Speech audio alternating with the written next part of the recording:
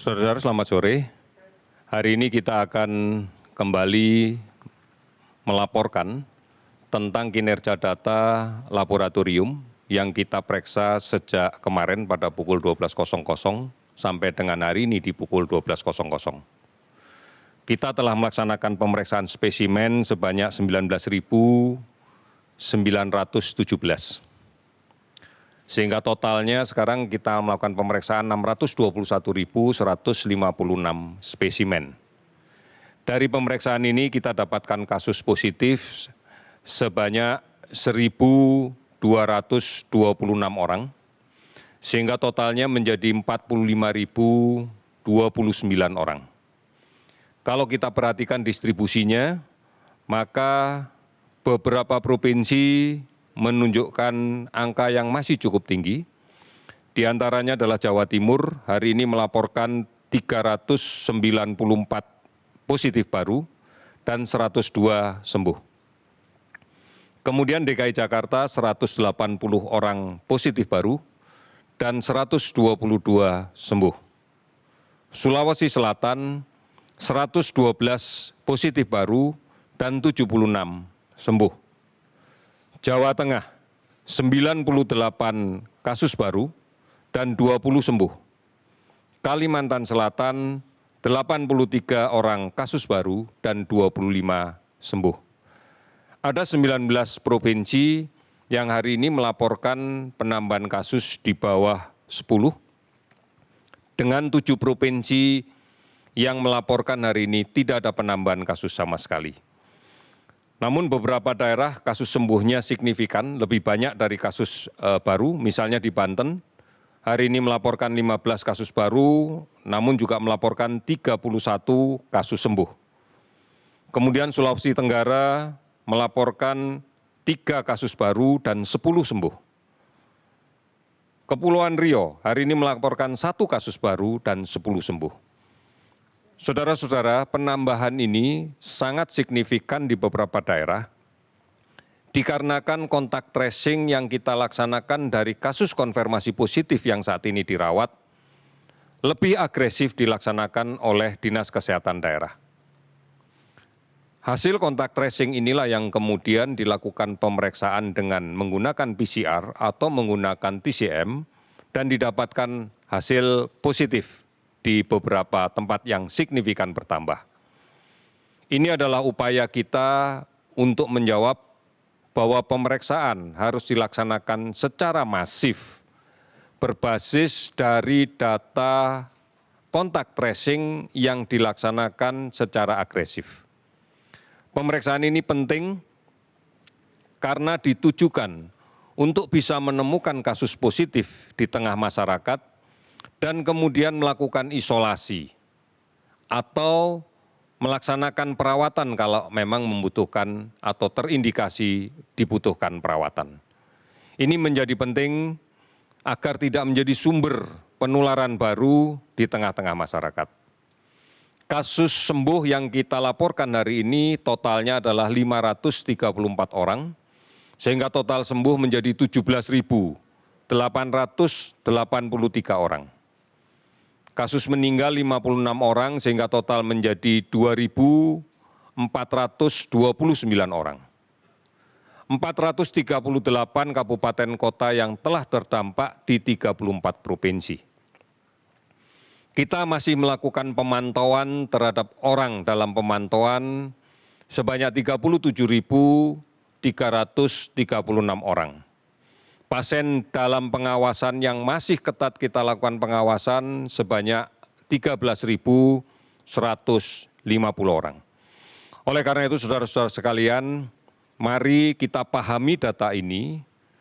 Yang pertama, bahwa penambahan kasus ini disebabkan karena kontak tracing yang lebih agresif disertai dengan pemeriksaan yang masif. Tujuannya adalah untuk menemukan kasus positif dan melaksanakan isolasi ketat agar tidak menjadi sumber penularan di tengah masyarakat. Kemudian yang kedua, kita kembali lagi harus memperkuat komitmen kita untuk mematuhi protokol kesehatan. Menjaga jarak sekarang hendaknya menjadi kebiasaan yang baru. Karena kita tidak pernah tahu siapa yang membawa virus di sekitar kita. Oleh karena itu menjaga jarak tujuannya adalah untuk melindungi kita sendiri, agar tidak tertular, agar aman dari virus ini. Kemudian menggunakan masker adalah cara yang paling efektif. Apabila semua masyarakat menggunakan masker, maka orang yang rentan tertular akan terlindungi.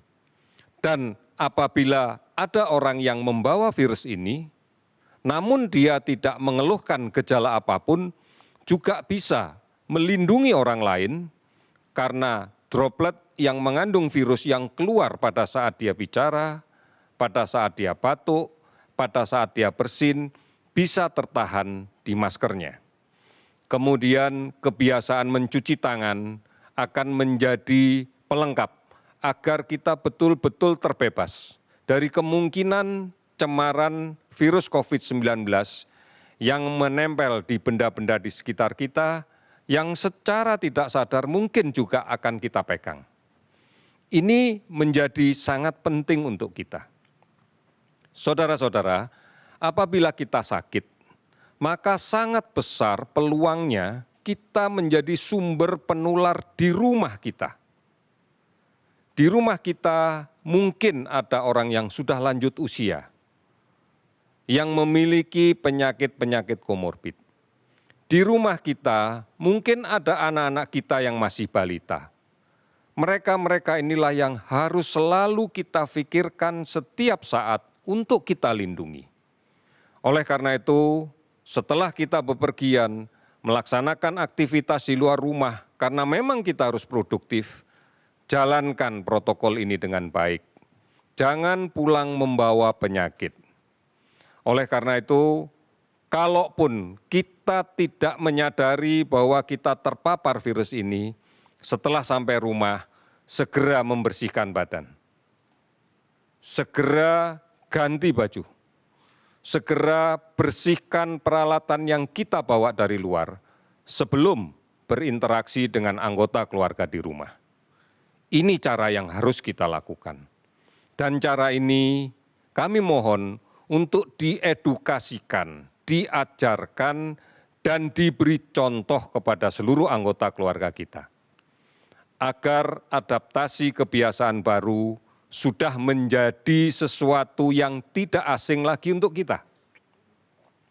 Sehingga muncul keyakinan di dalam seluruh anggota kita bahwa kita menggunakan masker karena ingin aman, bukan menggunakan masker karena takut didenda, karena takut ditegur orang. Tetapi sepenuhnya kita sadari bahwa kita menggunakan masker untuk mengamankan diri kita sendiri. Saudara-saudara sekalian, aktivitas yang sudah mulai kita laksanakan semata-mata ditujukan untuk mengembalikan kembali produktivitas kita. Agar kita bisa produktif kembali. Bukan sebagai sarana untuk menahan diri yang selama ini tidak boleh kemana-mana, sehingga kemudian euforia, kegembiraan tanpa batas yang justru nanti malah membahayakan kita. Tidak perlu kita ajak anak-anak kita yang masih balita untuk mendatangi pusat-pusat pembelajaran. Tidak perlu mengajak orang-orang tua yang memiliki risiko penyakit yang lainnya untuk menuju ke keramaian. Cukup kita dan lakukan seperlunya sesuai dengan kebutuhan kita. Kalau memang tidak bisa diselesaikan dari rumah. Oleh karena itu, mari bersama-sama kita mengukuhkan kembali komitmen kita, bekerja sama, bergotong royong, peduli, dan saling mengingatkan semuanya agar kita mematuhi protokol kesehatan. Kami yakin, kita semua yakin bisa mengatasi ini. Kita pasti bisa. Terima kasih, selamat sore.